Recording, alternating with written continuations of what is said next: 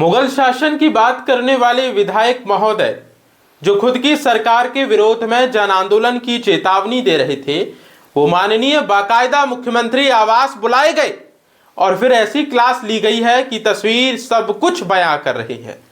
क्या मध्य प्रदेश की में सत्ता में सब कुछ ठीक ठाक चल रहा है या भीतर ही भीतर कुछ खदबदा रहा है? क्यों बीजेपी का ही विधायक अपनी ही सरकार के खिलाफ देखें तो बगावती झंडा उठाने को तैयार हो गया था? और क्या मुख्यमंत्री के फैसले के खिलाफ सड़क पर उतरने की चेतावनी सिर्फ गुस्सा था या सियासी संदेश? अभिवादन स्वीकार कीजिए आदर्श पांडे का। आप देखना शुरू कर चुके हैं दा लपेटा। कहानी उज्जैन की है और मंच है सिंहस्थ की तैयारियों का। सरकार उज्जैन को चमकाने में जुटी हुई है, सड़कें चौड़ी की जा रही हैं, विकास की रफ्तार तेज है। लेकिन पिपलानी का इलाके में यही विकास लोगों के लिए बुलडोजर की आहट बन गया है, जिसके बाद विकास पर कई सवाल दागे गए हैं। करीब 410 घरों को नोटिस मिला, 7 दिन में खाली करने का आदेश हुआ। फिर शुरू हुआ विरोध। ऐसा विरोध कि इस विरोध में एंट्री हुई बीजेपी के विधायक अनिल जैन कालूहेड़ा की, जो जनता के बीच खड़े होकर पहुंच गए। अगर सड़क 24 मीटर से ज्यादा चौड़ी की गई तो आपका विधायक सड़क पर उतरेगा, आंदोलन करेगा, बड़ी बड़ी डींगे हाँकी गई। यानी साफ संदेश था कि घर भी अपना, सरकार भी अपनी और जनता के साथ खड़े भी अपने ही लोग होंगे।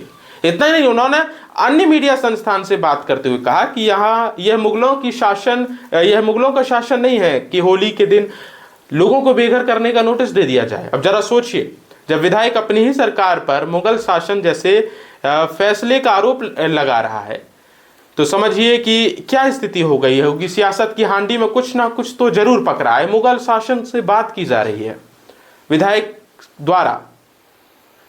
लेकिन राजनीति में एक कहावत बड़ी मशहूर है कि जंगल में शेर की दहाड़ बहुत गूंजती है, मगर दरबार में कदम रखते ही आवाज धीमी पड़ जाती है। और ठीक यही हुआ। विधायक जी को भोपाल तलब किया गया। पहले बीजेपी प्रदेश अध्यक्ष हेमंत खंडेलवाल से मुलाकात हुई, फिर प्रदेश प्रभारी डॉक्टर महेंद्र सिंह और आखिर में देर रात सीएम हाउस में मुख्यमंत्री मोहन यादव के साथ बैठक हो गई।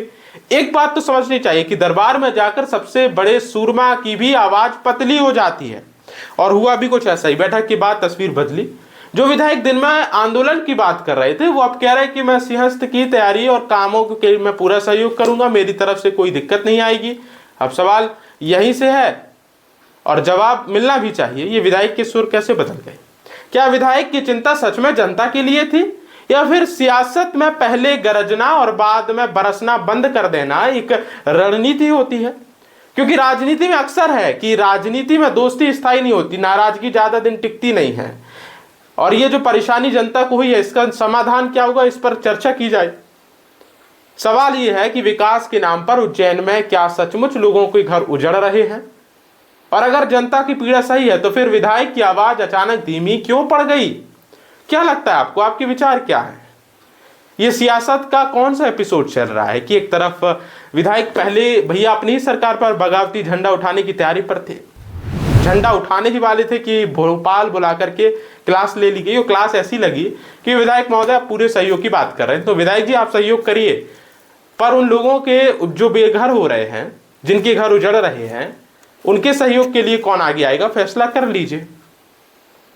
तो तस्वीरें मैंने आपको साफ कर दी है किस तरीके से उज्जैन से जो विधायक हैं उत्तर के, वो एक तरफ बगावती झंडा लेने को तैयार थे, फिर भोपाल आए, फिर भोपाल में दिन रात जो क्लासें लगी हों बढ़िया, फिर उसके बाद विधायक जी के सुर बदल गए। तस्वीरें आप देखिए, एक बार गौर कीजिए, तस्वीर दिखाई जाए, इस तस्वीर को आप देखिए, गौर कीजिए कि विधायक जी का जो चेहरा है किस तरीके उतरा हुआ है।